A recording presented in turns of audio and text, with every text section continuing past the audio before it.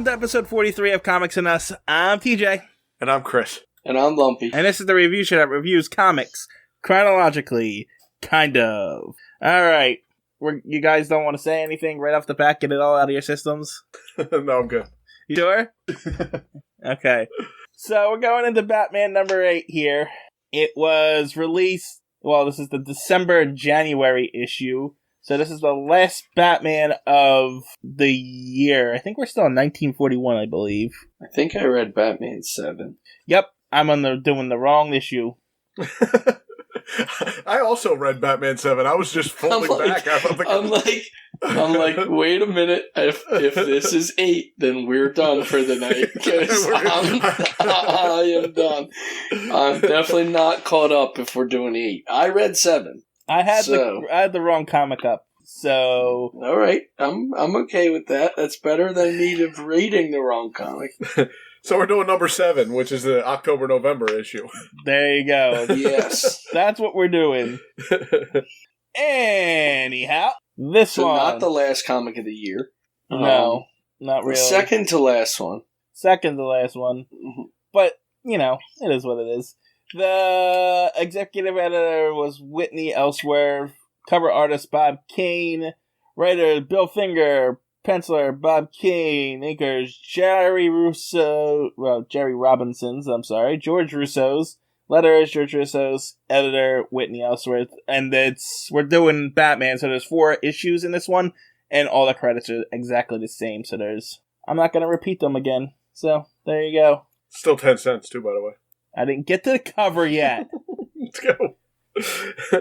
Alright, well, you're still on number 8. Yeah, well, number 8 is a better cover. This cover's interesting, so I can't wait till we get into it. What? This cover's got something interesting on it, so I can't wait till we get to it. So, the cover is, there's a target in the background, I guess?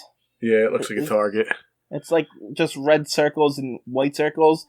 And Batman's punching some guy while Robin's tackling him from behind. And then at the bottom in the box it says the winning team. Right. So Robin's tackling him from behind and his face is buried right between his butt cheeks. Did you see it? Yeah, it's splitting both legs. It's definitely right in between his butt cheeks. Robin's getting a stink face right now. This guy's bent in half, though. I mean... Yeah, he's crippled after this punch. Yeah. Especially after that dive from Robin. It's going to be, he's not going to walk or sit right for weeks.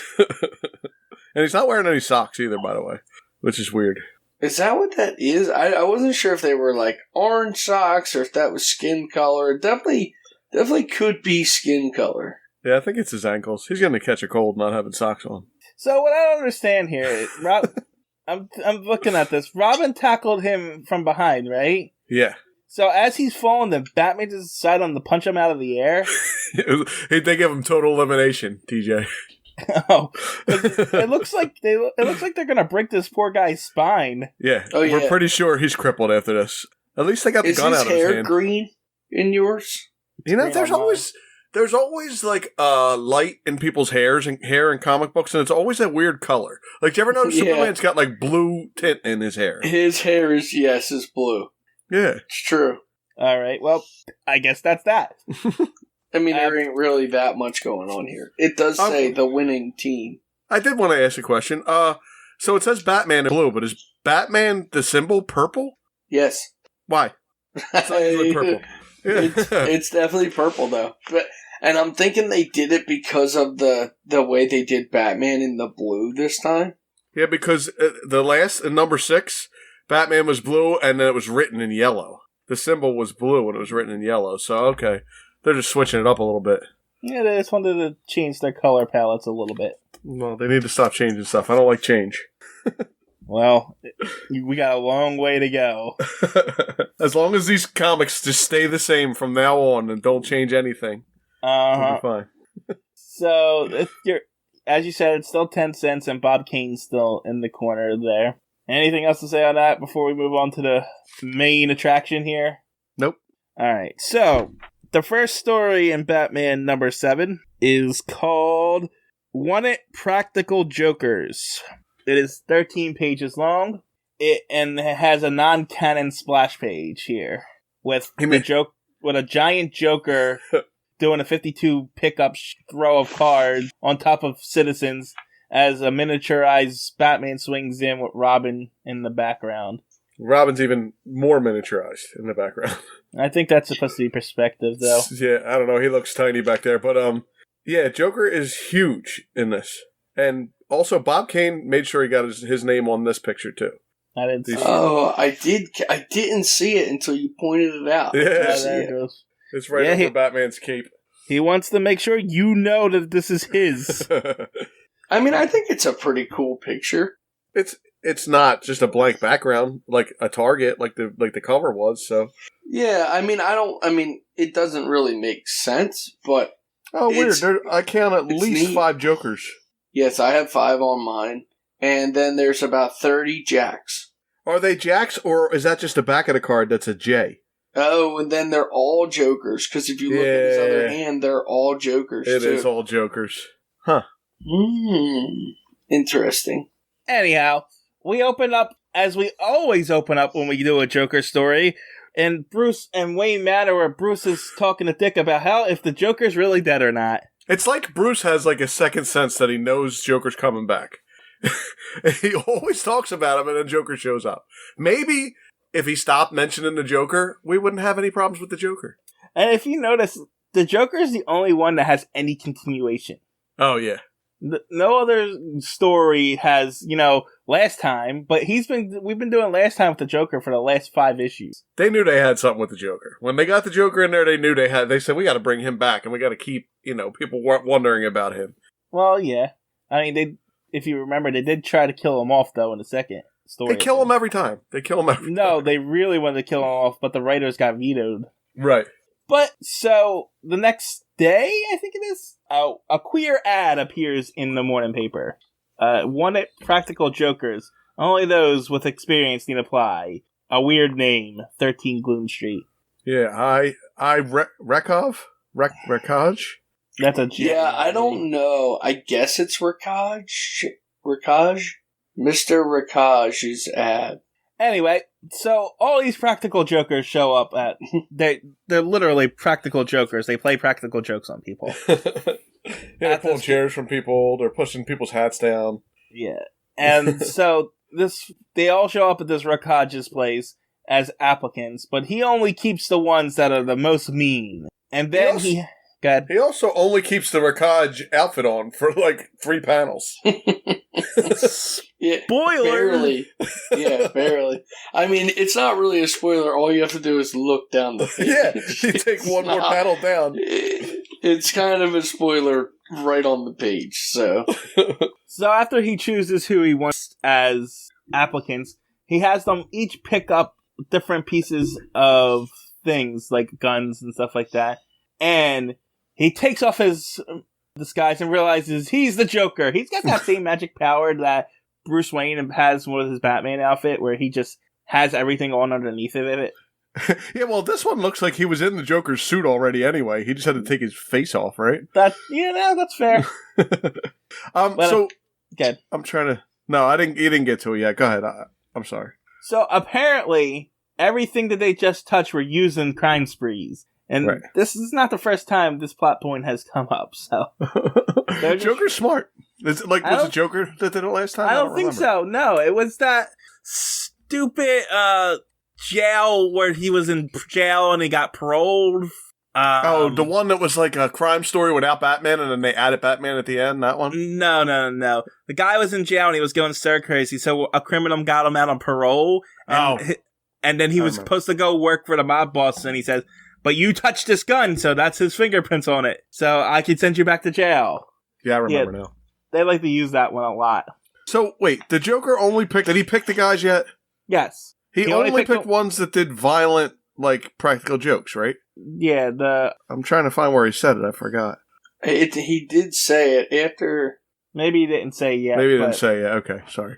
But, I mean, it's possible. I don't know where it is. But you're right, he did only pick the most violent, though. Yeah. Was there a point to it you were trying to say? Well, he did it on purpose because he only wants people that are willing to hurt people. He doesn't want no bullcrap. Rekaj proceeds to weed out the applicants, keeping only those whose practical, or whose pranks are really harmful. Yeah, see, he didn't want no pull your hat down over your eyes. He wanted somebody that's going to call the fire department and cause death. Well, yeah, because a few days later, there are false fire alarms happening. Yeah. I'm still not sure how that causes death, though. Well, because there could be a fire somewhere else, and the fire department can't get there. Okay. But that's it's more of a trickery thing, I guess. The Joker wants them to... Because he also does... They do that, and then they switch shower heats. Yeah, the guy really they turn it up to too hot to scold people. Apparently, back in the 40s, they had their hot water heaters turned way up because it scalded them. I mean, you could do it now. You could, but why would you want to? You could. Well, if you were going to play a practical joke. Oh, okay. And then they start a riot in a bank, throwing money around instead of robbing the bank. But the money's apparently counterfeit. Yeah, it's fake money.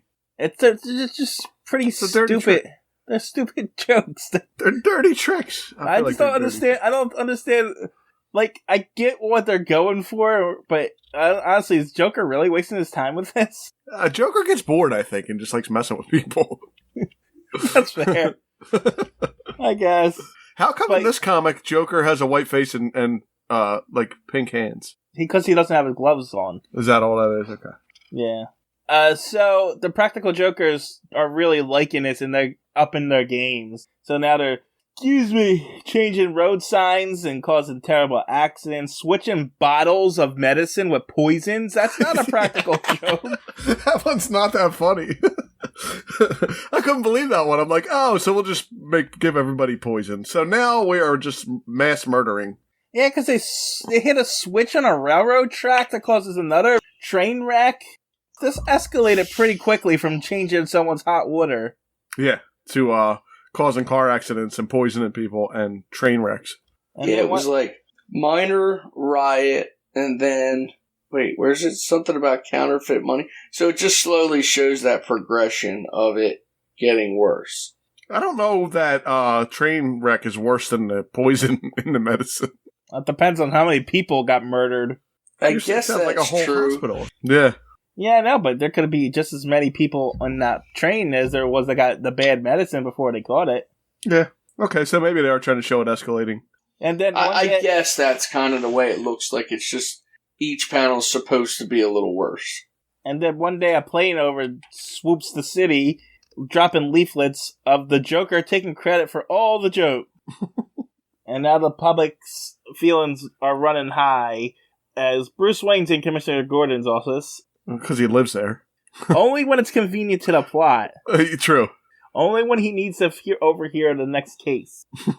And this guy comes in, Henry Vernet, who got a note this morning saying that the Joker said he's going to come to his house and steal his diamond. And the cops again with like, the jewelry.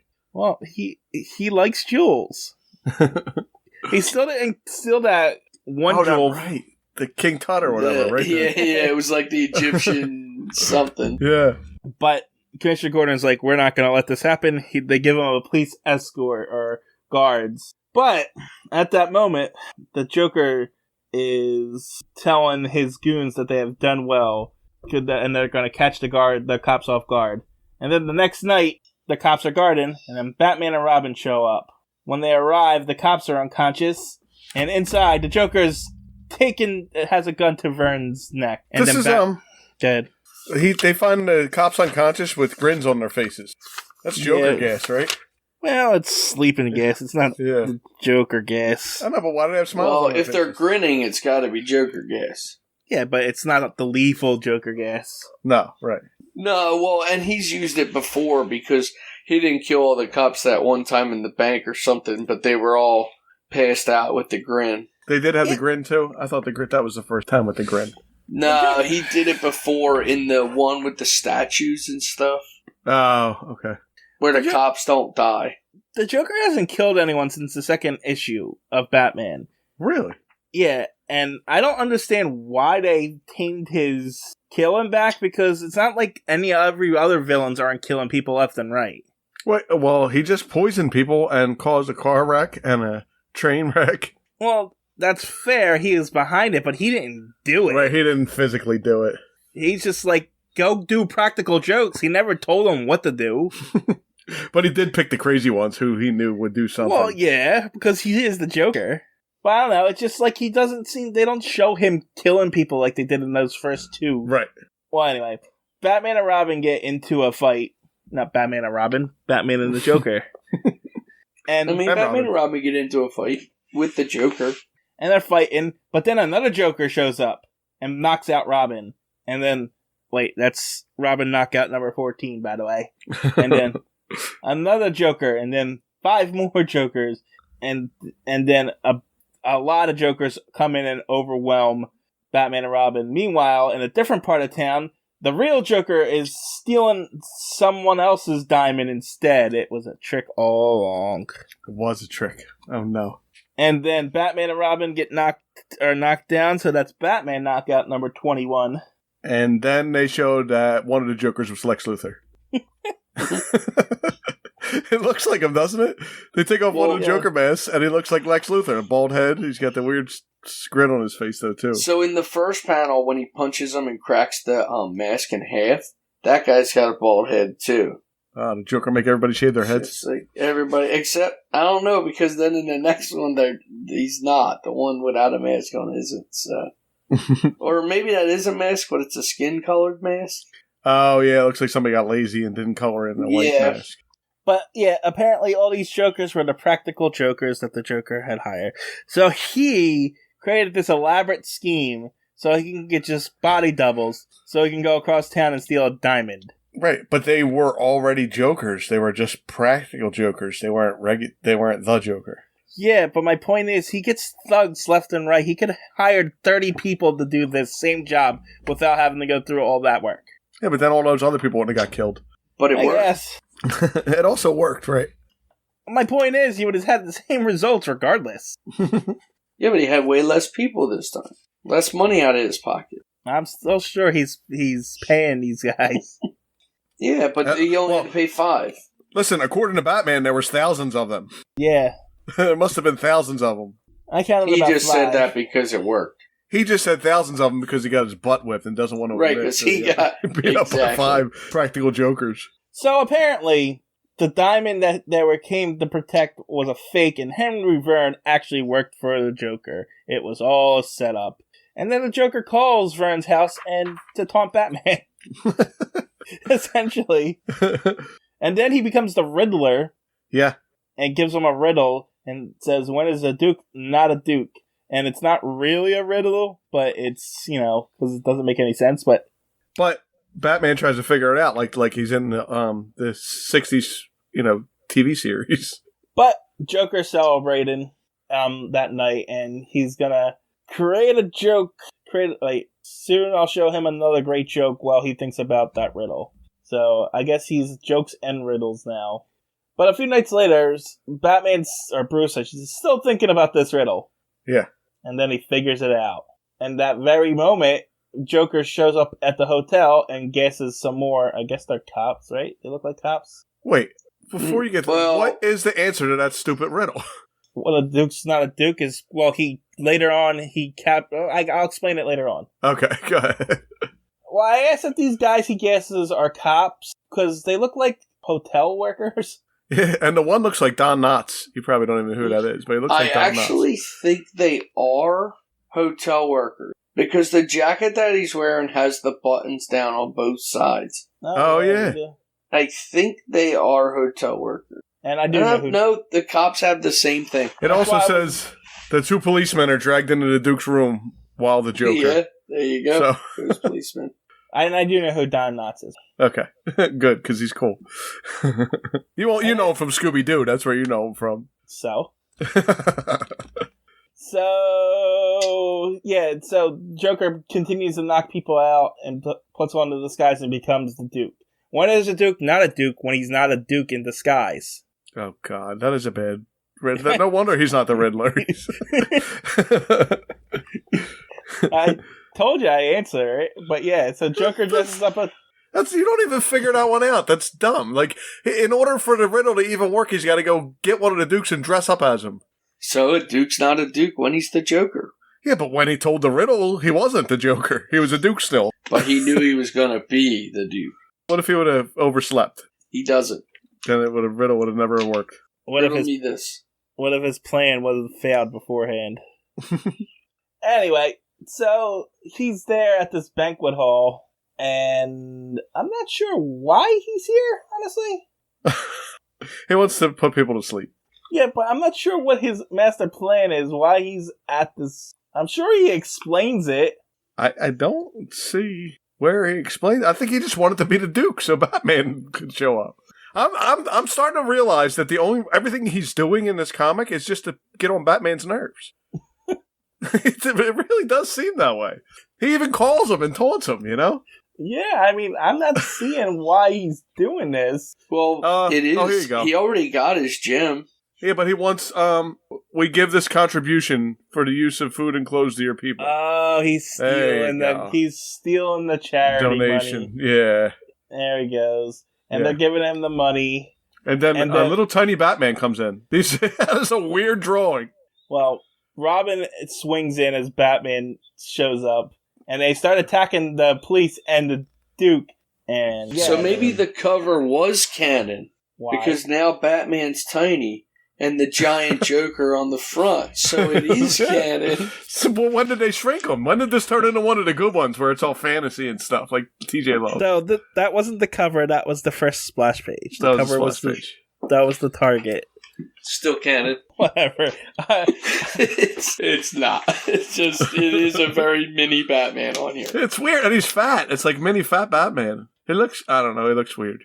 Anyway, so the Duke's guards and Batman and Robin are fighting. I'm a little lost here because right now you would think that everyone would think that Batman and Robin are the bad guys. They're attacking the Duke. Yeah, they're beating up the Duke and the police. Yeah, so wouldn't you think that? Well, the people just stood there and watched anyway. They didn't do anything. Well, that's my point. Shouldn't people be doing something? I don't know. Anyway, so they're fighting, and then Batman throws a pie at a guy, I guess. He definitely throws a pie at a guy.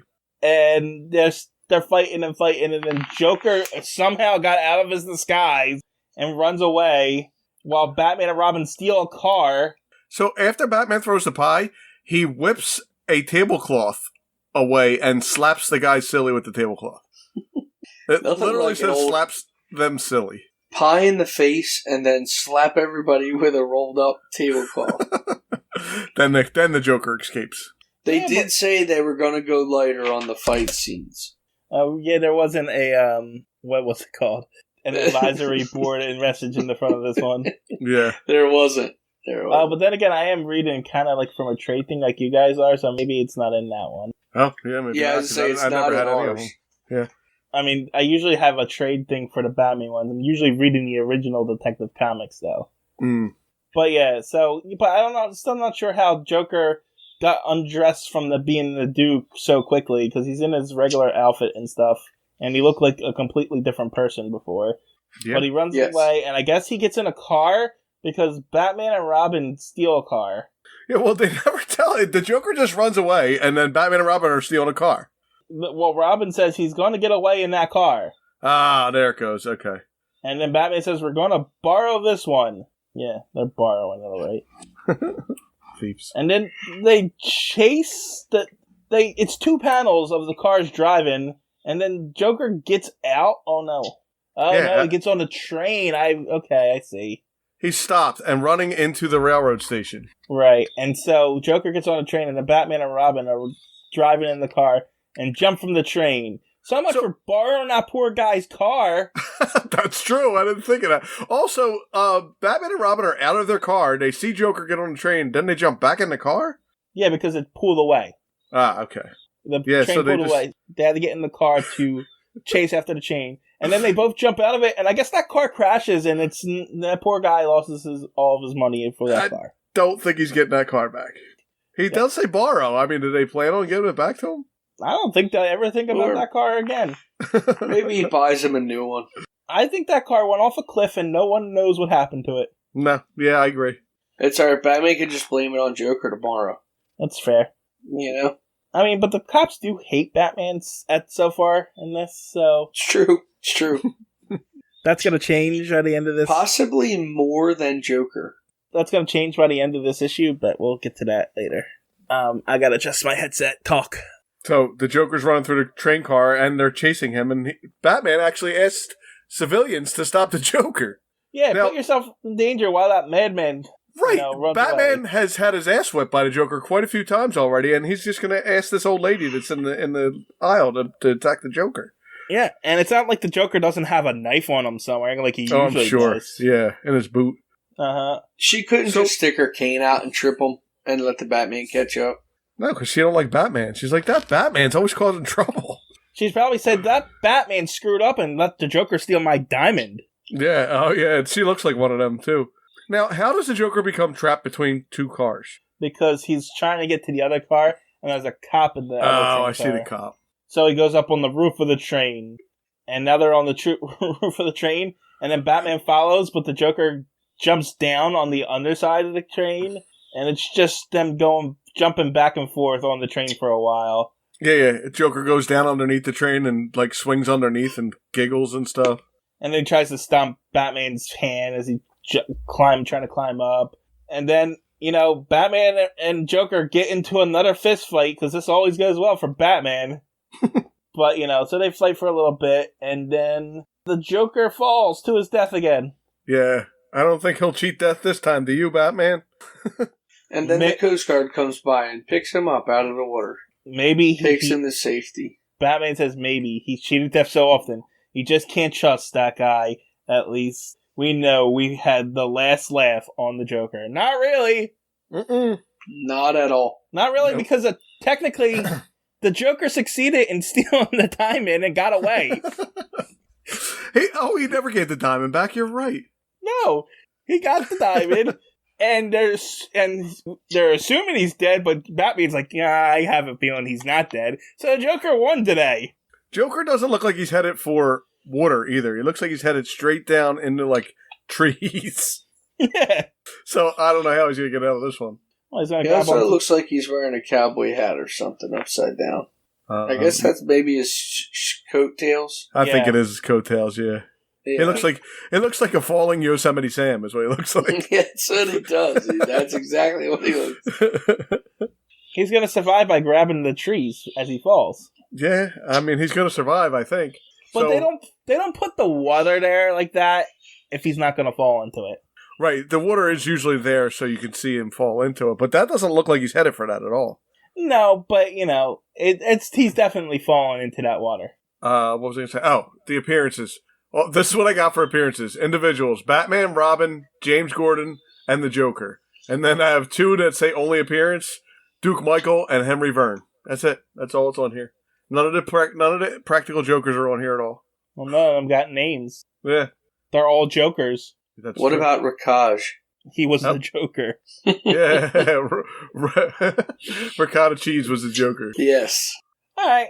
I mean, that's the best story we're going to get today, so... Well, listen, if they're going to put the Joker in it, he's going to be the best story usually, right? Yeah. I mean, of course. I don't know why they don't save him for last. For what? Wouldn't that make more sense? Yeah, yes, like the last story in the book. Yeah. I agree with that. Because you read the best story and then you end on like, yeah, it's like, okay, you ran out of steam here by the end of your book, so. Maybe they want to put them up front so people buy it. I mean, they could always just skip to the last one. Yeah, but they don't even put the Joker on the cover. That's why you open up and the first page you see is the Joker on the front splash page. Yeah. So, I don't know. I mean, why do they keep using these Bobo bad guys that make no one appearance and never show back up? Right. I don't know. Well, the Joker's always fun, even though we complain about it, but...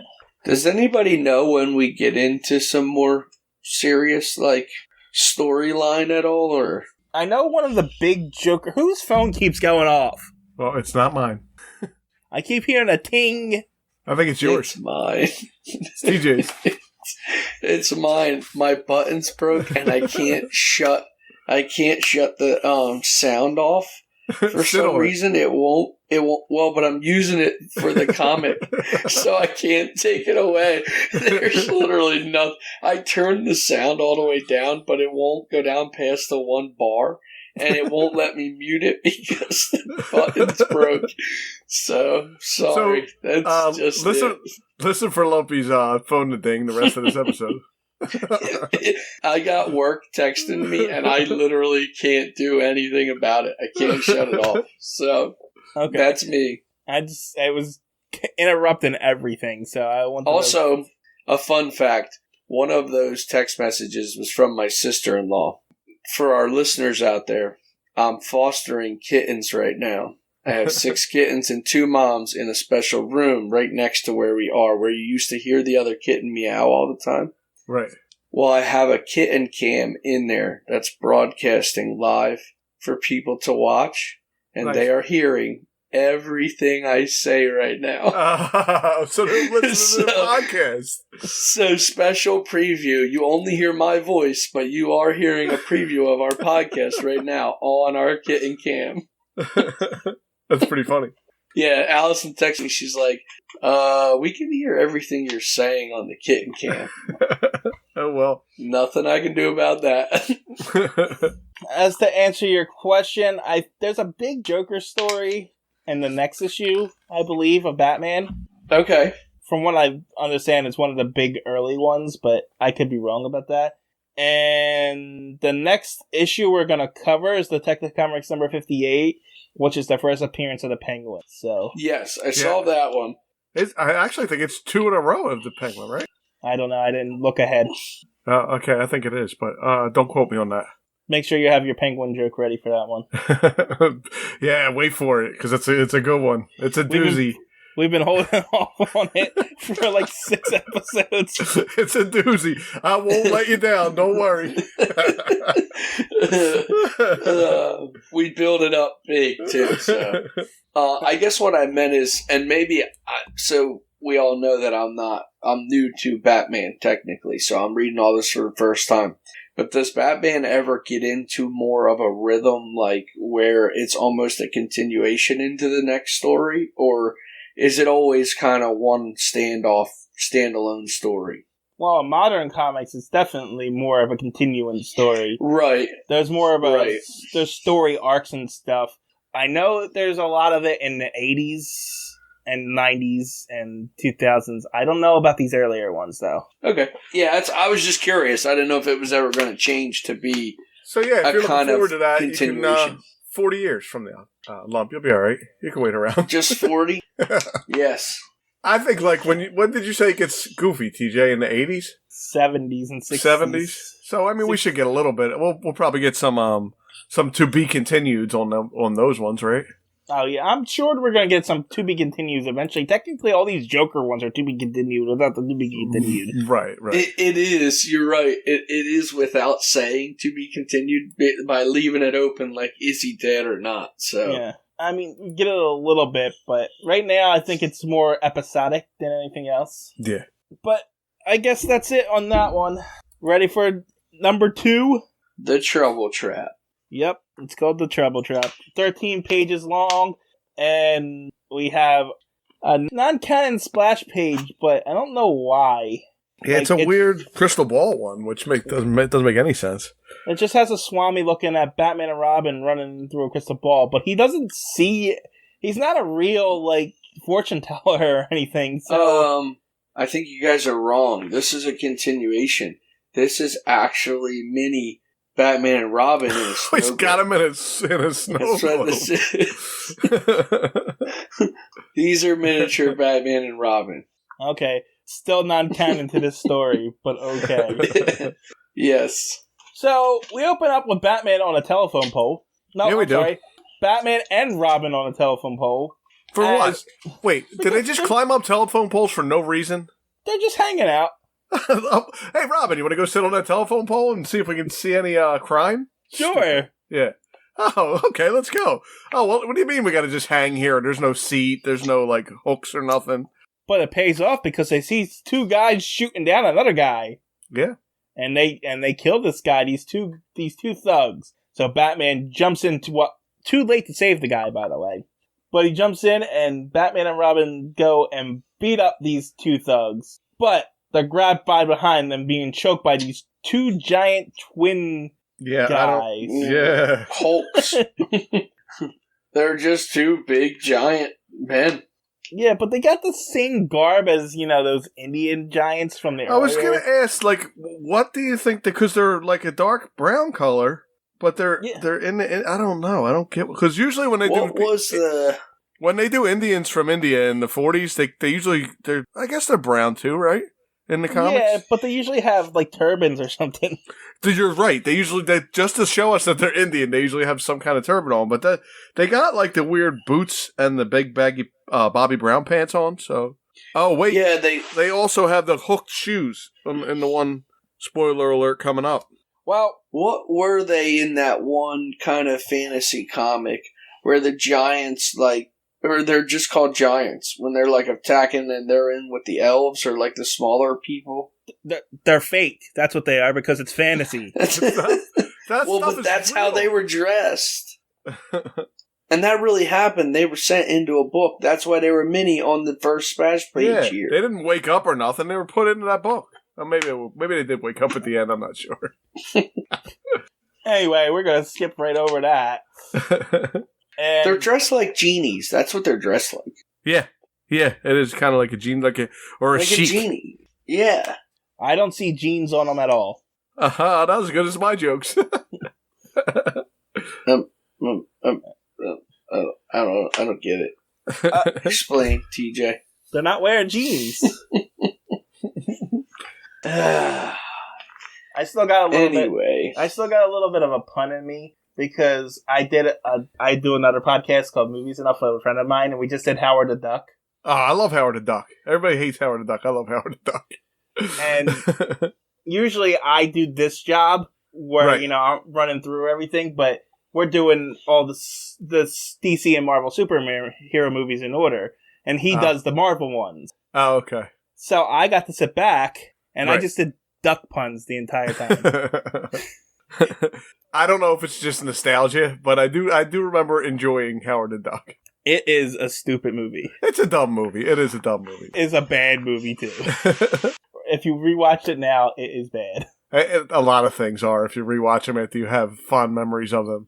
Yeah, it's a shame, especially as I got older, because there's so much that I really liked, and then I was like, ooh, this isn't anywhere near. I love Ninja Turtles, but if you watch Ninja Turtles now, it's not good. I mean, I don't know what the newer one that's out is, but the one from when I was a kid, to go back and watch it, it's almost unwatchable. Well, it depends on which one you're talking about. I remember getting this series from the early 90s, I'm guessing it is. What movie are you talking about? No, cartoon. Oh, the cartoon. Oh, yeah. I remember that VHS tape of you with those 3 episodes of Teenage Mutant Ninja Turtles. Over and over and over and over. Yes, with the THE gets drawn for the beginning of it, and with those teenagers that come in from Dimension X. It's almost unwatchable. Just for the record. Well, that show was always unwatchable. It was just... But not when I was a kid. I loved Ninja Turtles, but it's unwatchable. I thought you were talking about the Turtle movie. The first one's not bad. Yeah, they're not terrible. No, the Turtle movies are good. Even the newer ones, if you get past them having teeth, aren't so bad. Except for that time where they went back time. Turtles in Time was good. Turtles 3? Yeah. Where they went back to Japan? Yeah, it was awesome. Isn't that the one? I have to say I liked all the Ninja Turtle movies. You guys should rewatch it because you're nostalgic. I refuse. No, I refuse to rewatch it and ruin it for myself. I will not do that. I will not. All right, anyway, now that 15-minute tangent's over on Teenage Mutant Ninja Turtles, these two guys are choking Batman and Robin, and the two thugs that shot the guy say, "Get them! Break their necks!" And they go and they break their necks. Comics over. No more Batman. No, Batman knees a guy in the face. and then uses his gas pellets to make them cough or something. I don't know. It doesn't show anything. Well, he makes them run away. That's what he makes them do. I was going to say, they run and get on the thing. It actually does nothing to Yeah, they cough is actually what it does. It makes them cough and they run away. And then the cops, they only run from the cops. They don't even run from Batman and Robin. They thought had Batman and Robin. But after he throws the pellet, Batman has to knock down the other guy because he's still choking Robin. And then they run away. That's because Batman thought about it for a little while before he stopped him from choking Robin. Yeah, of course. He had to take time to make sure he handled everyone else, hoping that he would choke him out to death. But then when he didn't, he's like, I can't be seen letting him be choked to death. Right. And so he goes, and then Batman asks Robin, how's his throat? And he says, it hurts. I can barely breathe. And then they go check on the corpse, who's dead, because he's a corpse, and they find out that his name is Henry Abbott, and he's been taking a large sum of money out of his account. And they better leave before the police arrive. And then they run off. And Robin's fine. Well, yeah, they just got choked a bit. Yeah, but now he wants to go out and play the next day.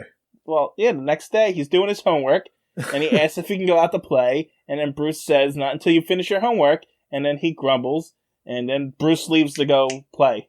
Yeah. He just kept the kid out all night. What's he expected to do? His homework probably all, he can't be doing well in school if he keeps him out all night getting choked and stuff. That is true. But it is what it is. So Bruce goes and visits an old friend, and while he's visiting an old friend, this guy comes in and asks him if he's got it for him. And he's like, the friend is like, no, I'll have it tonight. And then the criminal that walked in says, all right, I'll be back tonight. And Bruce just sits there. He has no reaction. He even thinks that, holy smoke, it's one of the killers. He just lets this happen. Yeah. And he's like, but he does ask who that Boris fellow was. And he says, nobody important. And Bruce Wayne's like, fine. If I was a friend of Bruce Wayne, right, I would be like, who the hell are you? Just let this shit happen and not tell anybody about anything. Well, because he does this all the time. Yeah, but nobody knows, because he only sees this shit as Batman. No, like, he's sitting there as Bruce Wayne. Oh, and you mean this guy came in and he didn't say nothing about it? Yeah, but he does this all the time. He sits there, just listens, has nothing, and then pretends like it's not his problem, and just walks away. Well, no, after the guy leaves... That's him being Bruce Wayne. After the guy leaves, Bruce starts asking questions like it's any of his business. Yeah, but Bruce asks who the guy was, and he's like, nobody important, and Bruce is like, okay, I guess I'm leaving. Yeah, I'll see you later. But that's my point. I don't know how anybody's friends with Bruce Wayne. He seems to have a lot of friends, but he doesn't seem to care about anything. No, he doesn't care about nothing. And I know it's... And nobody ever puts it together that same night Bruce Wayne comes back. I mean, Batman comes back to the same place. Well, everyone in Gotham's an idiot. We've already discussed that. But it makes no sense that he has friends, is all I'm saying. I mean, for God's sake, he keeps a little boy in his mansion. It makes him do his homework. Not really. He said, you can't go out and play, and then leaves to go hang out with his friends, and leaves the kid there by himself, when he could just stop doing his homework and go play. Well, he did his part. Told him to do it. If he doesn't do it, it's on him. It doesn't matter. Anyway, Batman shows up that night, like you said, but his friend is paying off the guy, but it's not enough. He's not getting a record until after next month's payment, because apparently he wants a record. So the hoodlum leaves, and then Batman follows him to the place where apparently things are happening. Where the Swami is. Well, first he follows him to, where is that place? Yeah, Swami. Yeah, the Swami's place. Yeah. And apparently, so now the connection they have a connection. He has a connection between the Swami and his hoodlum, and there's records involved. He's starting to put the pieces together, and then he goes to his friend's house, drowning his trouble, and then the friend admits to that he's being blackmailed by this Swami, who hypnotizes people. I believe so. He tells him you're getting sleepy, so yes. He hypnotizes people to get them to talk about things that they do or not do, or whatever. It's enough to get blackmail, and he records it on a record. Yep, that is the plot of this. That's the entire plot. Pretty much. So, what did this dude do in college? I don't think they ever tell us. They don't, but it was pretty bad that he had to pay these guys off. Maybe we don't want to know. Yeah. Well, maybe Bruce should be focusing on some of his friends instead of just these bad guys that are blackmailing him. No. He says it was a harmless prank, and he's rich. It can't be that bad. Right. If you're rich, you don't do bad things. If you're rich, you're right. You're right. Money solves all of money that. fixes it's that. okay. Got it. End of story then, I guess. Yep. That's all we need to talk about on that one. So, but Batman does something surprising. He says there's only one thing you do. Call the police. Yeah, what? He never calls the police. And I guess he doesn't call the police because Batman calls Commissioner Gordon and says, you need to raid this establishment. And Commissioner Gordon's like, okay.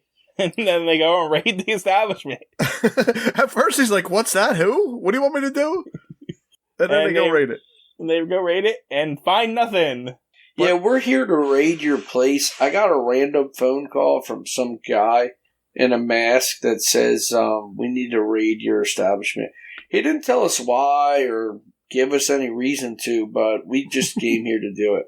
So the next day, a criminal shows up to the Swami and says, Batman's picking on my guys. I need your help. And he's like, sure, I'll give you my help. He's been picking on my guys, too.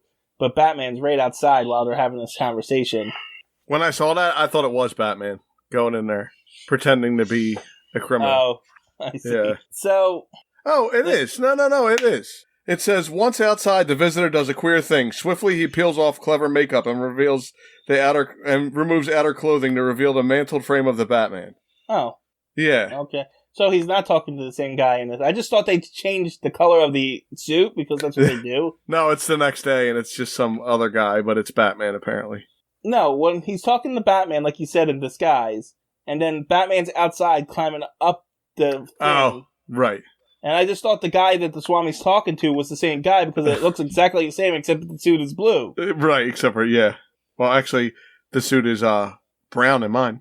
And mine's brown. It's brown when he's talking to the Swami, but in the panel where Batman's outside the window looking in at the Swami... another guy. I see it. I see what you're talking about now. And I thought it was still the same scene inside and Batman was just overhearing it. Yeah, I see. I understand. That's why I thought the guy wasn't disguised as Batman. I forgot about that little tidbit there.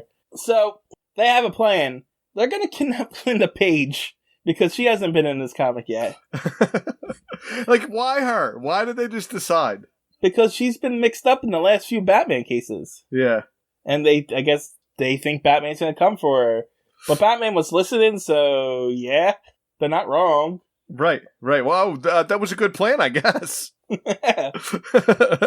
So they kidnapped Linda Page from the hospital, I guess. Oh, no, from her home. They say they kidnapped Linda Page from her home, but yet she's in her nurse's outfit. I don't know, maybe she just got home.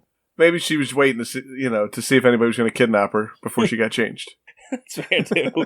She gets kidnapped every other issue now. So Batman and Robin jump on the top of the car, and then Batman lowers his head down the driver and says, hi, how's it going? Yeah. And then, I don't know, everybody's outside of the car? Yeah, I guess he pulled over. He didn't slam on the brakes and shoot Batman off a cliff or nothing? Nope, he stopped. He's like, Batman, hold on, let me pull over. So wait, they pull him out and knock them both out? No, they pulled over. They both got out of the car, and then they just got into a scrap. And then they blindfold Linda Page, so Batman can put on the disguise to look like it looks like another criminal. And then they continue on with the kidnapping of Linda Page. What that's a stupid... Who came up with this? Batman himself? Yeah, I guess. Linda's going to be kidnapped all over again. Listen carefully. Oh my god. So Batman kidnaps Linda. Yeah. Essentially. Putting his girlfriend, in jeopardy. Like, he's putting her in danger by doing this. He's going to take her to a Swami. And Swami says, once they take her to her, like, perhaps twist her arm till she decides to talk. Because I guess twisting someone's arms is how you get someone to talk. It is after the what is it called? The commission says to calm things down a little bit. I guess. So Robin calls Commissioner Gordon and says Linda Page has been kidnapped, and he says not again. No, he doesn't say that, but So back at the Swami, they're still interrogating the Swami with the fake interrogation. Oh, blah blah blah. What am I saying? I don't even know what's going on now. They got her back at the Swami, and Swami tells them to twist her arm because she won't tell. Right, she won't tell. Oh. And so Commissioner Gordon gets in a car with 4 other police officers. I don't know why. Do cops, carpool together to go to one place in one car? Apparently they all wanted to get in the same car. Like, I'll ride with you. Yeah, I mean, would think they take different police cars, right? Yeah. I'm not wrong about that, right? I mean, right nowadays, yeah, they would make a call and 4 police cars would show up. Right, but back then, I don't think you radioed out to cars and stuff, so it was just like, if everybody was at the station, we all went together, so we had backup. Right, but you still think you would take more than one car just in case, a car accident happens? Because not back then. That's exactly what happens. 2 cars meet in a terrible head-on crash. And I don't know if that car crash was intentional or if this cop is just incompetent and just crashed into him. Because I never tell you. They never mention it again, so... Well, it wasn't the cop's fault. Well, it never is. Mm-hmm. But if you look at the crash, it looks like it's a bad crash. It looks terrible. Like, doors fell off and everything. Wheels and doors fell off. It looks like there's an explosion in the middle. And then the word crash jumped out. I see that. My was their airbags back then. The word crash? But yes. My point is, they all seem fine. Yeah, but what did they do? Walk the rest of the way? They don't walk at all. They don't show up. Oh, I'm all right. How's everyone else? Shaking up a bit, sir. We'll get another car. That's what it says. Yeah, well, maybe they brought another car in the first place. True. We could have been on our way. But disguised Batman is like, the cops should have been here right now. So Swami pulls a knife and says, we're going to get her to talk this way. Then the lights go out, and Batman appears. Who shut the lights out? I'm guessing Robin. Yeah, probably Robin. So, if he was just going to beat up the Swami anyway, why bother with the fake kidnapping? Because he was really waiting for the police to show up, but he didn't know why they didn't show up. I guess that's fair, but, he punches the Swami, and then the giants lumber into the room with giant swords, and it's a big fight. They get called the Hindu giants now, so... Oh, so they're Hindus. Yeah. So, yeah, they fight for a little bit, and then Robin picks up the crystal ball and blinds one. I don't know how he managed that. Catches the light and flashes rays of blinding radiance into the giant's eyes. Yeah, okay. And then Batman punches him, and then Robin throws the crystal ball at another guy. Bounces it off his head. And then the Swami's guards has guns, but then gunfire blasts through the room, and one of the guards shoots them as the cops run in, right? So that's what I'm saying here. Yeah, the cops are just showing up.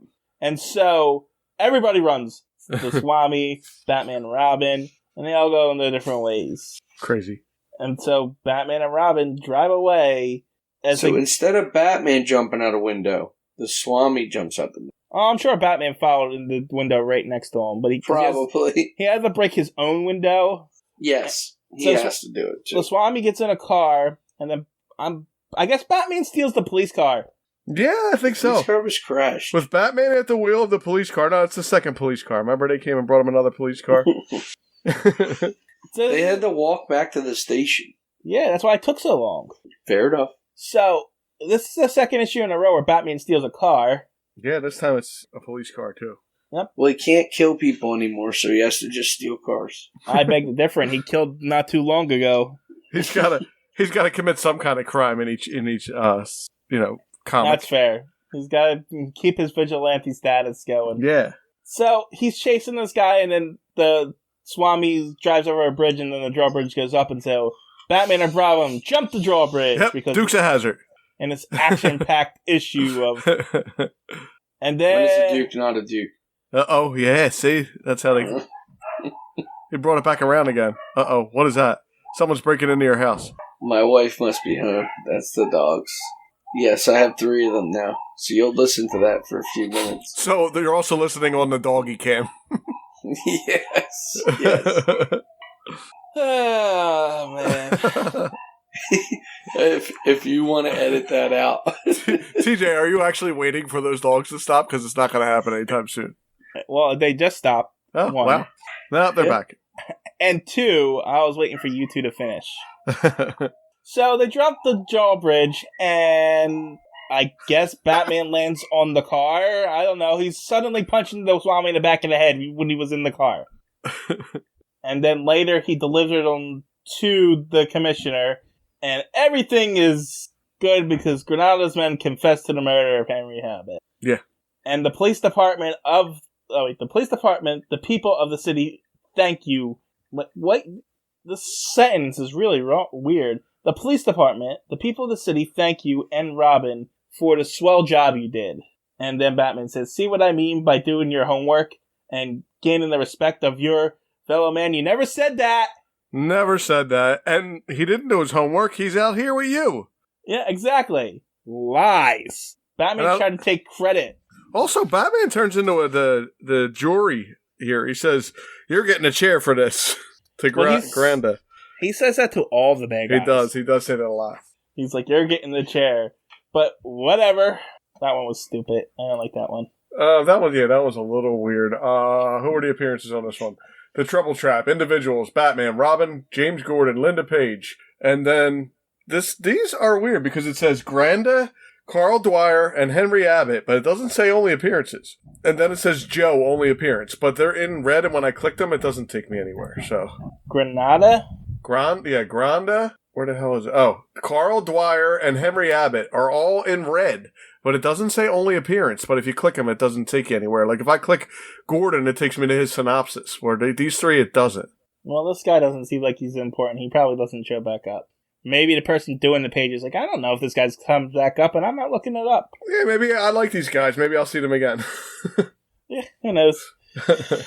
Anyway, we good with that one?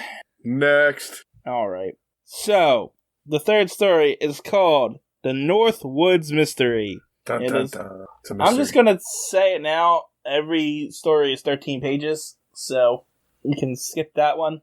And we have a non-canon splash page as Robin is swinging in as Batman's fighting two guys on a log. Has that ever come up at all in this comic? What, the logs? Yeah. Yes. I mean, not the logs, like them two swinging on, running across the logs. Robin does, but Batman doesn't. Okay, I see it now. Yeah, you're right. We open with some guy getting shot in the back. Mm-hmm.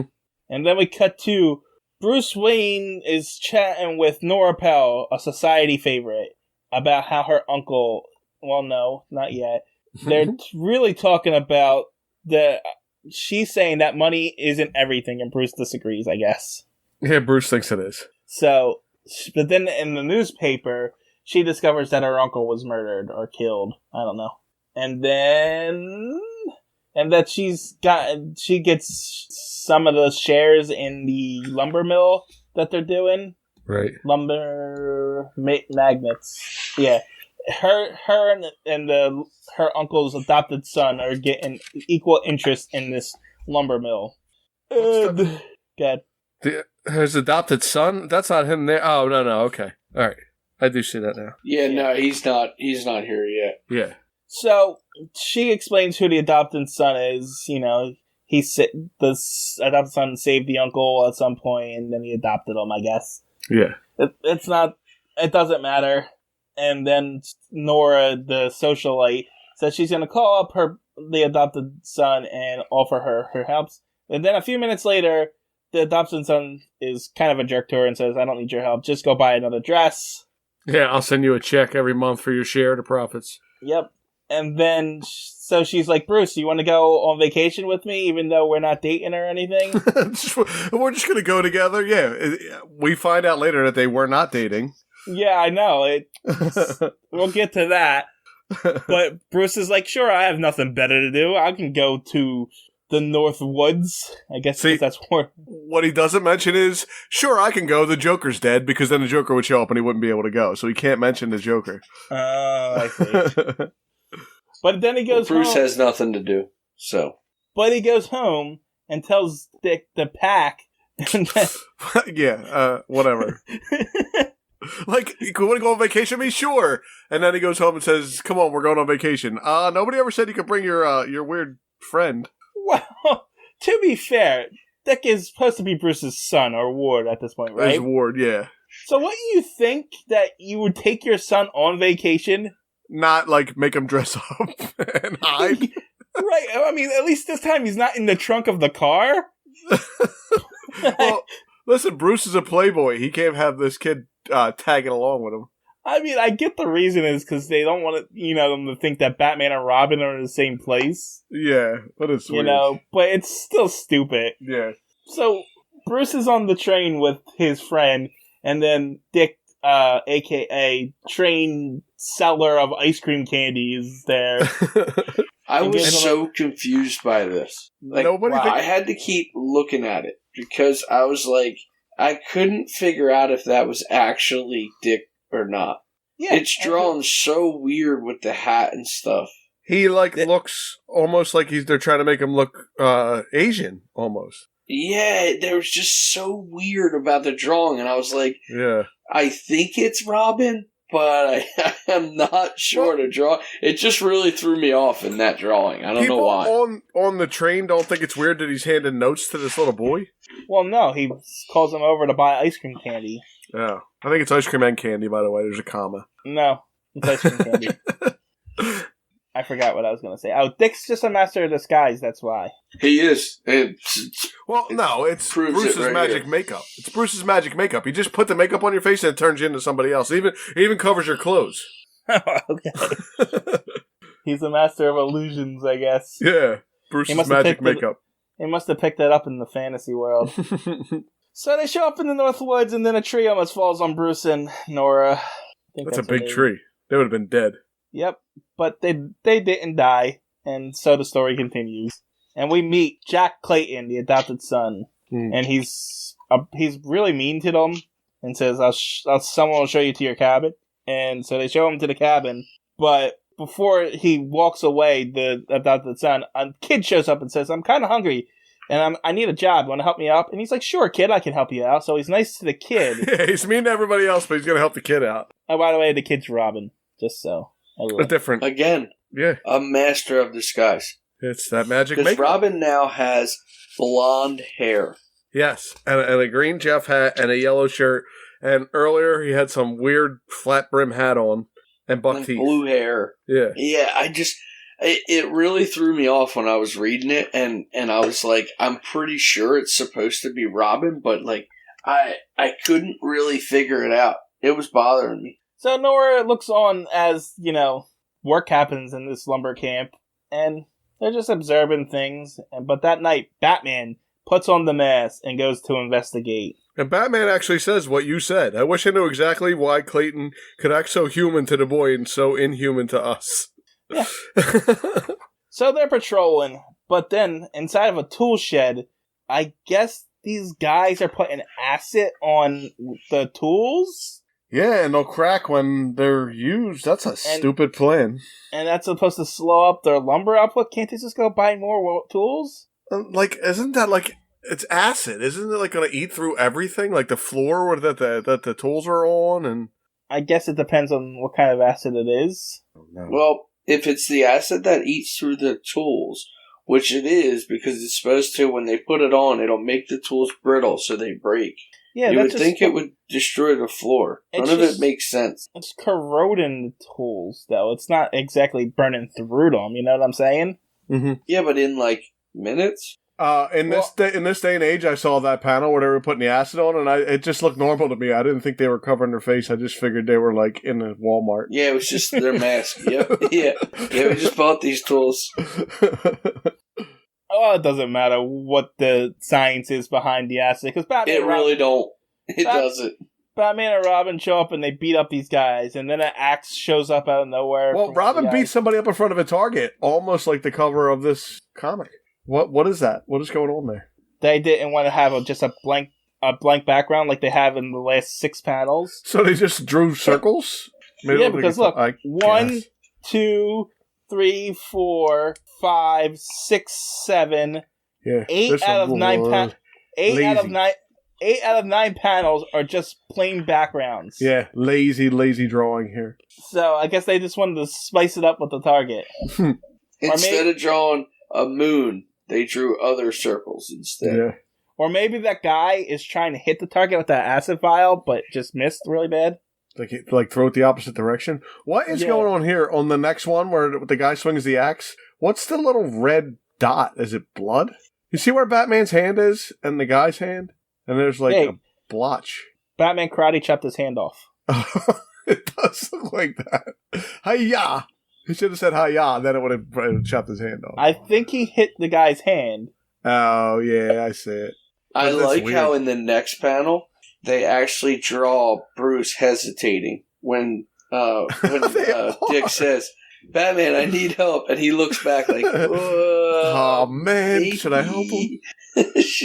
What should I do here? Let me hesitate a little bit longer. You know what I find even funnier? I don't think Robin actually needs help here. I think he's just like, come on, save me. Please. Prove that you're not trying to kill me and save me. No, he wants Batman to save him because he's in love with him. Yeah. He's trying to get him to, that's what's happening. I think both sides are coming out in this one panel. Batman's like, oh, okay. And then he comes over and, like, I don't know what that move is, but... suplexes him or something. Yeah, I don't know. It's weird.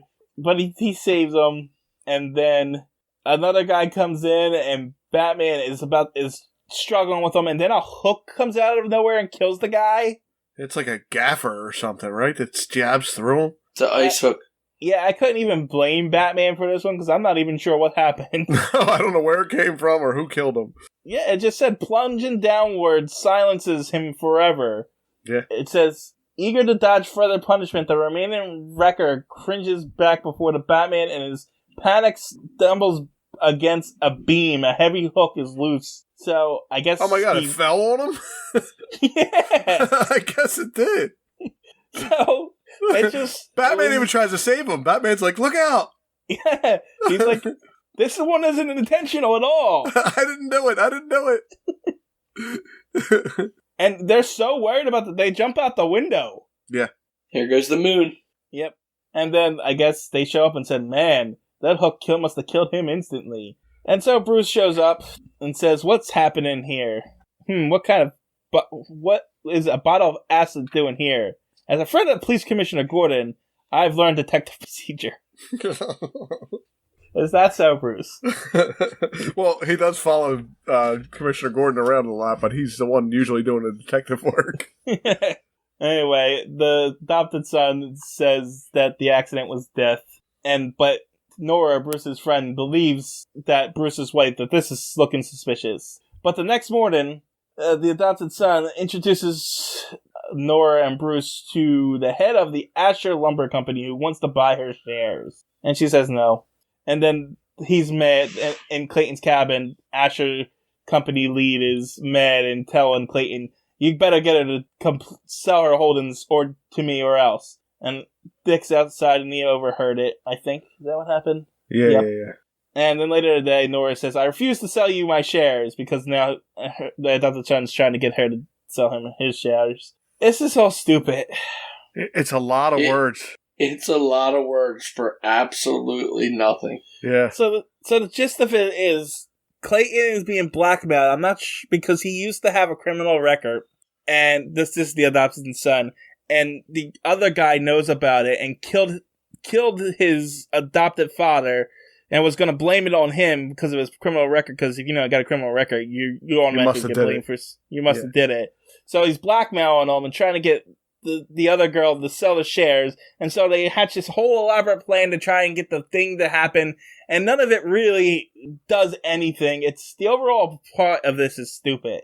And she's so not selling that there's nothing they can do about it. Yeah, except try and kill her, which this is where we get to now. Yeah. So she wants to see the lumber train for some reason, and they let her ride on top of it?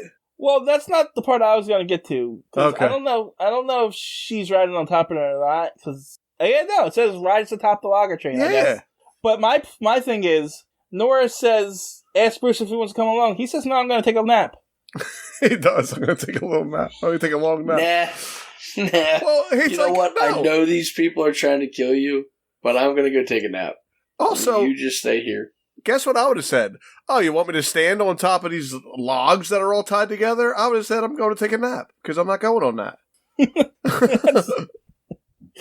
I guess that's fair. Anyway, so they're on top of these logs, and Nora gets knocked out by one of the thugs. Is it the guy? Is it the guy who took her on the train that's riding with her that punches her in the face? I guess. Because they're like this is exciting. Yeah, it's right now. It is. Boom! He punches her in the face. And then the guy's gonna unshackle the log she's on, and I guess that's gonna what? Eventually, it's just gonna stop, right? It's a train. That's what I thought too. Eventually, it's just gonna slow down, right? So that was what I was confused about. I didn't realize what he was doing. I thought he was going to, unchain the logs so that, she would roll off. And then I realized that he literally just unhooked the car. Yeah, but they call it an avalanche on wheels as Batman gets to it, so... Yeah, but it's following the tracks, and then the tracks just end on a cliff? It don't make sense. It would be right. It would be following the train. Yeah, it doesn't. The train went that same direction. It doesn't make any sense. The train didn't go off a cliff. No, that's weird. Yeah, the science doesn't make sense on this one. But Batman stays there before the log goes off. The logs go off the cliff. Yeah, and then Batman just leaves her against a tree. Just hang out here for a little while. And so, Dick informs Batman about what's happening, and then Nora accuses the son of trying to murder her. Did someone say wait? No, I said Clayton. In the panel where Clayton's face is circled, he looks like Gaston from Beauty and the Beast. Yes. A little. I don't get it, though. He does. I think he does. He even has the cleft in his chin. I guess. It doesn't matter. That morning, Nora decides to go check out the log chutes. Every time she goes to check on something, she gets almost killed. Well, this time, she doing? It looks like a horror comic book with the scary hands coming at her over the moon. Well, yeah, the scary hands come from behind her and push her down the log chute, and she breaks her leg. She needs to stay away from these friggin' logs. She should have sold, is what she should have did. Yeah, I mean, really, at this point... She breaks her arm.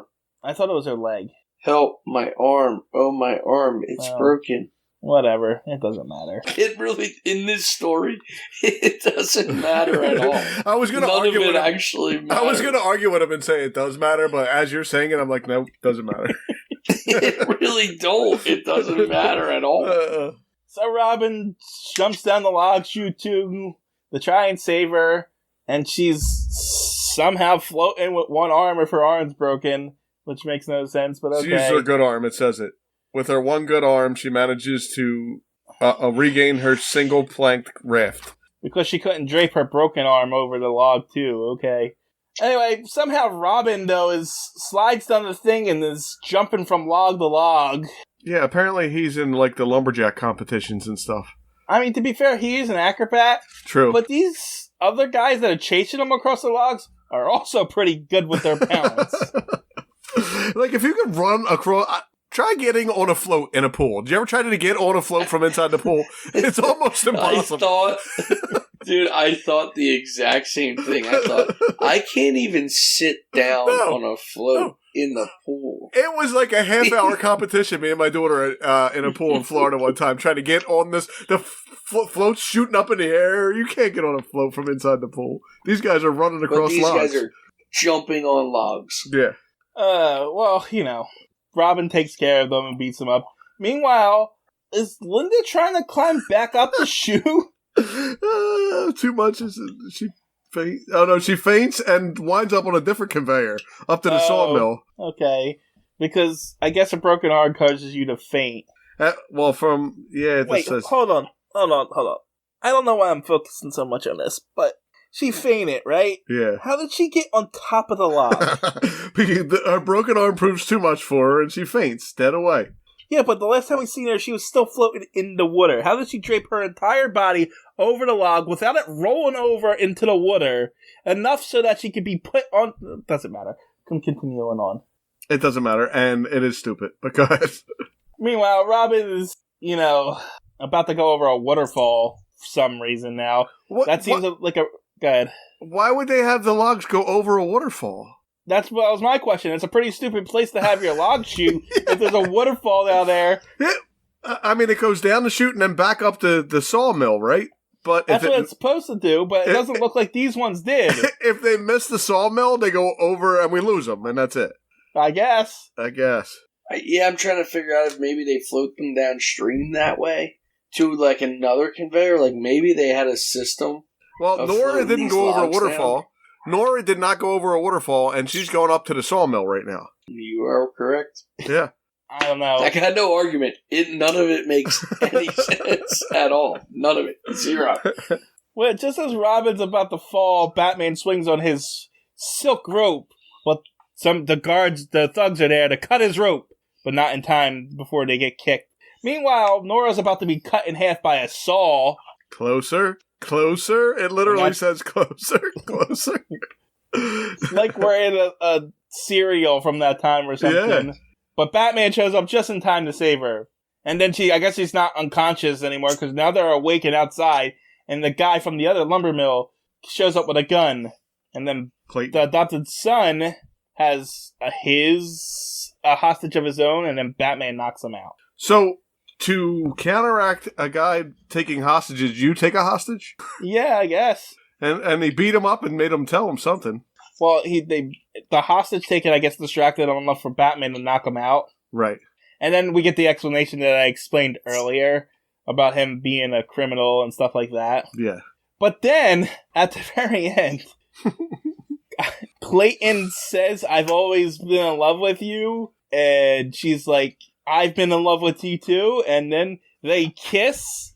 And then Bruce is like, "I better find Dick and head home." It doesn't look like Nora's going to come back for a long while. Love. Oh, love. What? Yeah, I never understood why Bruce went with her to begin with, but then this happens. Yeah, but I was under the impression that these two had never met before. Well, right. And every other time they're on panel together, he's nasty. He's nasty and mean. Yeah, he's a nasty jerk. So, in 2 panels, they fall in love? Yeah, I don't know what happened. Oh, no, this was bad. This one was bad. If he was in love with her, and I get it, the story, whatever, but when she came down and he was like, "Hey, these people are blackmailing me because of my background," which you already know about my background if we're technically related. Right. And they know each other, so she has to know it. Like, it just, the whole thing makes no sense. Except there was also like 3 attempts on her life before the main antagonist even showed up. Yeah, so, I mean, how does she know it wasn't him trying to kill her? Exactly. Yeah. This was a bad one. Yeah, it wasn't good. Way too many words for way too dumb of a story. Yeah, they took a really long time to explain what was going on. I mean, just looking at the last 5 panels, it's just all words. Yeah, it's the 2 heads and full giant paragraph word balloons. I mean, man, that's wow. Yeah. So this one says Batman, Robin, Asher, Jack Clayton, and Nora Powell. That's all it says. I'm assuming those guys never show back up either. So. They don't say only appearances. I feel like Nora Powell. Do we know her from somewhere before or no? No. All right. Next. Not that I remember. All right. The last story in Batman number 7 is The People versus Batman, which makes no sense, this title. Yes, I am very confused about the title. I think they just titled it by the splash page. Yeah. But the splash page is Batman behind jails while Robin's beating up a bunch of criminals. Right. Which never happens. So. Those aren't the people, so... No, those aren't the people, and that never happened. Nope.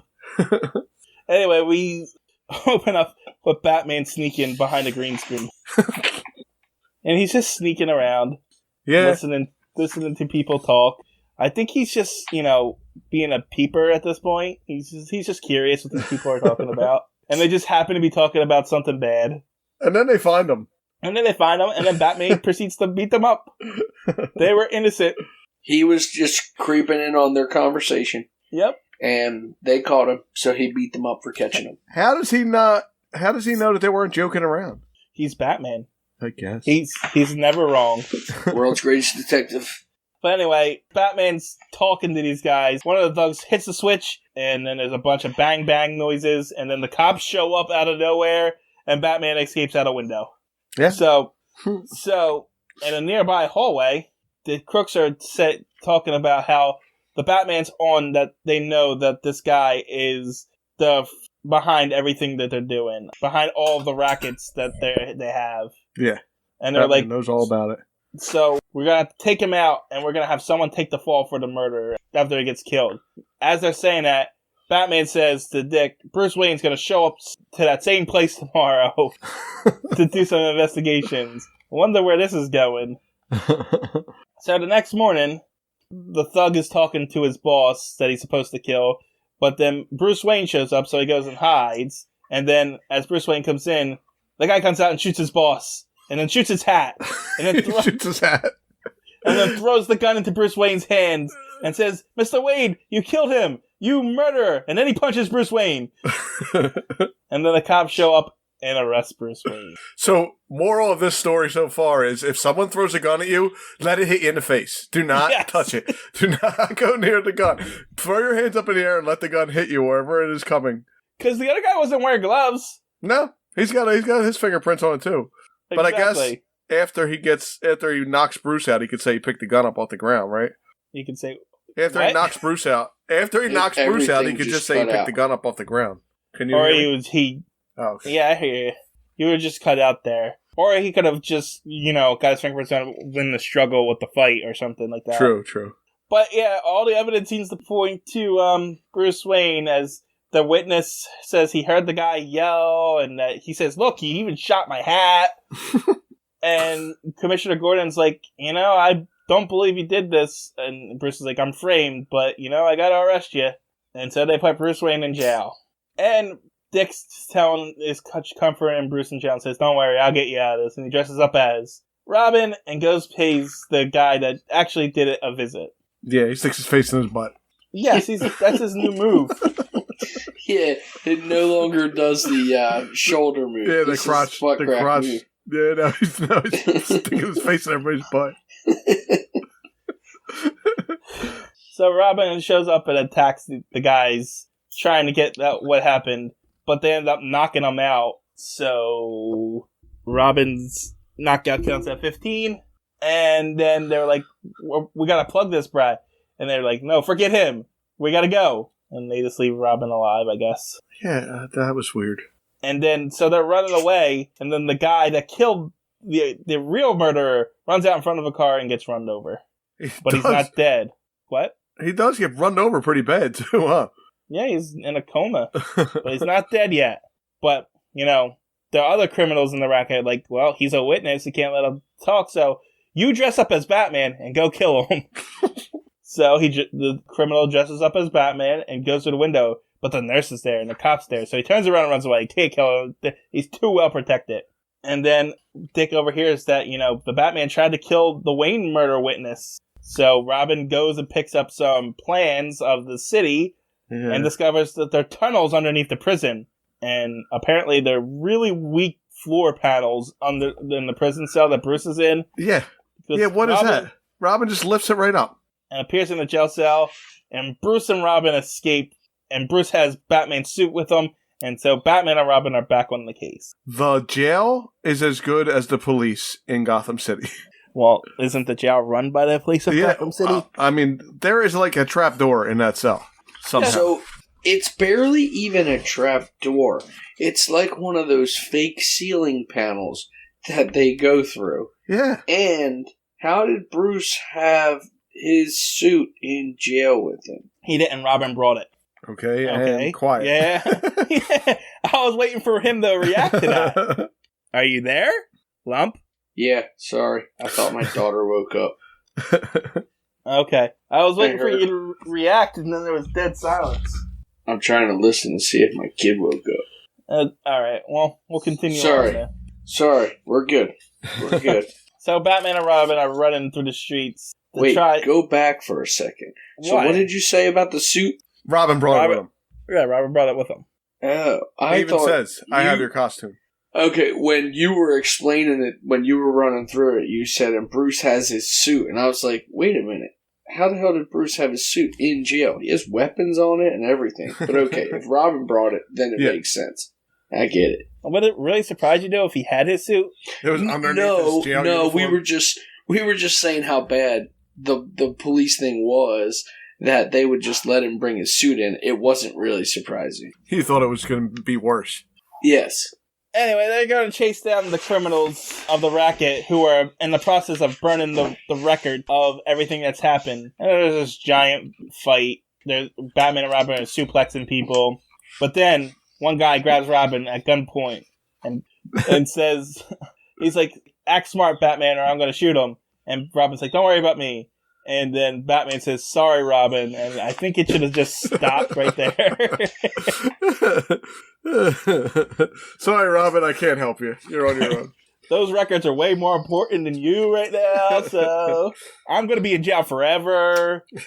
But that's not what happens. He says Robin's more important. So, I guess they tie Batman and Robin up because they haven't never been caught at gunpoint before. Yeah, they didn't know what to do. Yeah. And so but the bad guys make an even dumber mistake and take them to the docks and throw them into the water. Yeah, you can't do that. That wakes them right up. It energizes Batman and Robin. And so now Batman and Robin are sinking to the bottom of the lake. Meanwhile, the witness woke up and ran away, and the cops discover at the same time that Bruce Wayne has escaped. Yeah. Because they're idiots. They discovered it from the paper? Well, no. The paper says that... Oh, he's on trial for murder, okay. Yeah. And I guess they hadn't checked on Bruce in like 6 hours or so. I haven't seen him since we gave him breakfast this morning. And I guess they tied Batman up with really weak rope because he just manages to break through it with a rough edge somewhere. He gets a tin can. He cuts it. Tin cans are sharp. But it's not even the lid from the tin can. It's just a tin can. Oh, yeah, he just uses the can. It is literally the drawing and everything. It's not a lid. It is the tin can.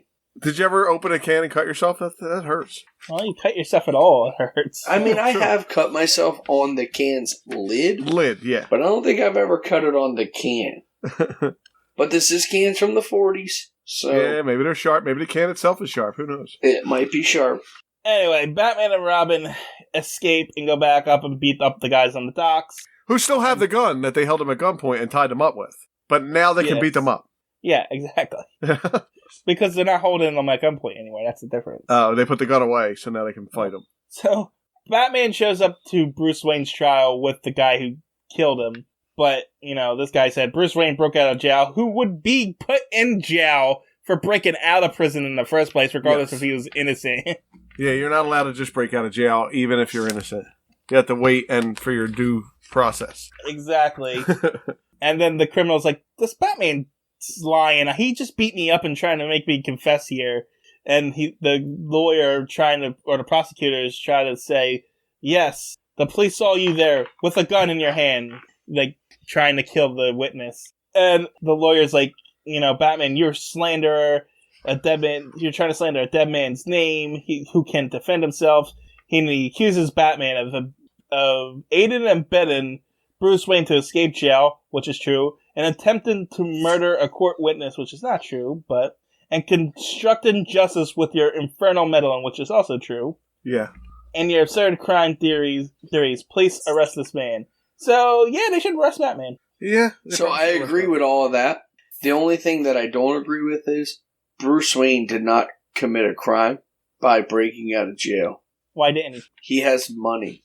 Oh, he's I'm rich. sorry. Yeah. Totally legal. It's fine. Yeah. It's fine to do that. I forgot Rich. Yes. Yes. All the other stuff you said was right, except for Bruce. He's allowed to break out of jail because he has money. That's right. We totally forgot he was rich. We can overlook all that. It's fine. But Commissioner Gordon steps in and says he speaks for the Batman, the friends of the people. Goes on this long rant. Yeah. It's long. Yeah. It's like 1, 2, 3, 4, 5 panels long. I'm pretty sure his mustache gets longer as he's having this rant. Essentially, what it comes down to is that Batman's a good guy and he's helped more people, and that perhaps this comes a little late, but I, the police commissioner of Gotham City, appoint you an honorary member of the police department. From now on, you work hand in hand with the police. Whoa, that is a big deal, though. Yeah. It is. Yeah. Now he's not a criminal anymore. Right. Even though he should still be put in jail for all the crimes he did commit. True. But now he's honorary police, so he's rich and he's a policeman. Yep. So, and then, the witness shows up because apparently he's already dying.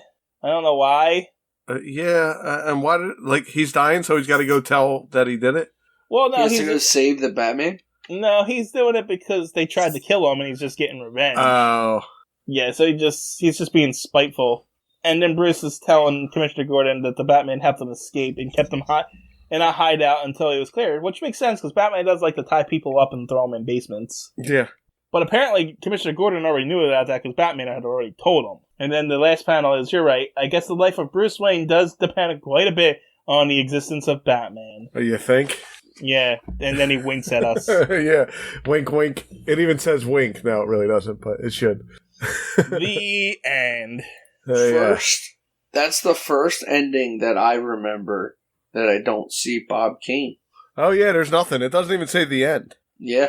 Yeah, we usually get a little thing at the end of it. Yeah, it says the end at least. Yeah, it just stops because they were tired. This one just stops. They were just tired at that point, too. From all the writing they did. Yeah, it was a lot of writing. It was a lot. So the people in this one was Batman, Robin, James Gordon, Freddie Hill. I don't know who that was. Who was Freddie Hill? Yeah, it was one of the guys. Okay, Weasel Venner. He was the witness. And Horatio Delmar. I think he was the main bad guy. Yeah, I think Delmar was the bad guy. And I think the first one was the guy that got murdered. Okay. Yep. I mean, it had a Joker story, so it was better than the last couple. Yeah. Yeah, but the Joker story, I don't know. The Joker stories are always, even though that one wasn't a great Joker story, it was better than the other three and made them not feel like as much fun. Yeah, but after, reviewing the Joker one, it felt like the rest of the review was just dragging on. Yeah, it did. It really did.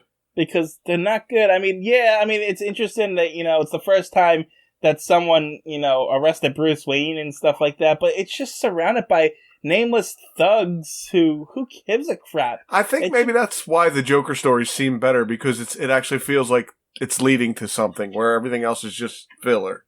Yeah. I mean, if you're going to have a story where Bruce Wayne's being framed, it should be with someone who's smart enough to do it. Not just like, here's a gun, you're Yeah. being framed for murder. What? and put him in the worst jail in the entire Gotham City. Right, and then we had that stupid Swami one that made no sense, and then the weird love story, logging one. The logging love story was the worst one for me. Oh yeah, that one was. That was tough. But the Swami one, the last one was better than those two. I don't know. Yeah. That Swami one was pretty bad too. Yeah, the Swami one was bad. The last story was like just an average Batman story. Yeah. It was just right. It wasn't really bad. It was decent. It just it was kind of the only thing is it kind of did give you that little where he's now tied to Commissioner Gordon for sure. Yeah, that's a big deal. The Batman. That really is a big deal. Now maybe the cops won't be. I mean, they still will because they don't. They don't follow the storyline all the time. But we'll see. Yeah, maybe we'll they might forget about it. Yeah, we'll have to see. So know how you do who's in it? I'm on a different site and I got different things. It says other characters. Yeah. It says Joker, George Washington, the Wright brothers, Abraham Lincoln, and Thomas Edison, all mentioned only. Did they mention a Joker in that courtroom? I guess because, Batman and the Joker's deeds and stuff like that. And Batman killed the Joker 75 times. Well, I think it's right in the beginning. Hold on, let's just go back real quick. Yeah, because I do remember them mentioning something, but I don't know about the rest of them, like George Washington and stuff. But I was going to say, I didn't really catch that. I don't remember it saying that, but it's definitely possible. Yeah, no, I'm not even seeing it. I can't It was in James Gordon's freaking speech. Rant. Yeah, Batman saving the city from the Joker, and then you got the eminent district attorney calls him a meddler with a theory. Washington, the Wright brothers, Lincoln, Edison, and others, they were meddlers too. I saw when he said about Lincoln and the Wright brothers and all, but I didn't see the Joker. I didn't even notice it. Yeah, he mentioned somewhere that Batman saved people from the Joker. It was just boring and long, so I kind of just skimmed over it. Scanned it, nothing important said. Yeah, I mean, yeah. This episode's been almost 2 hours long, so... Yeah, so let's get out of here. You want to hear a joke? Not really, but it's kind of tradition at this point. Yes, Where did the Joker prank Batman? In Gotham City. Gotham City. Got him. Gotham City. Got him. Got him. Yeah. You really didn't. Yeah. Didn't get him at all. No, not really. Nope. Not at all. Got him City.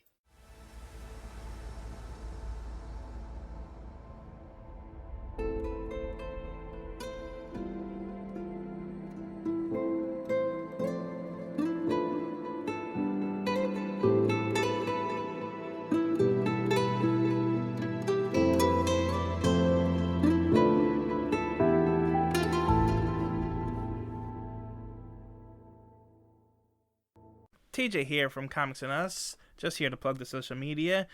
Check us out on Twitter.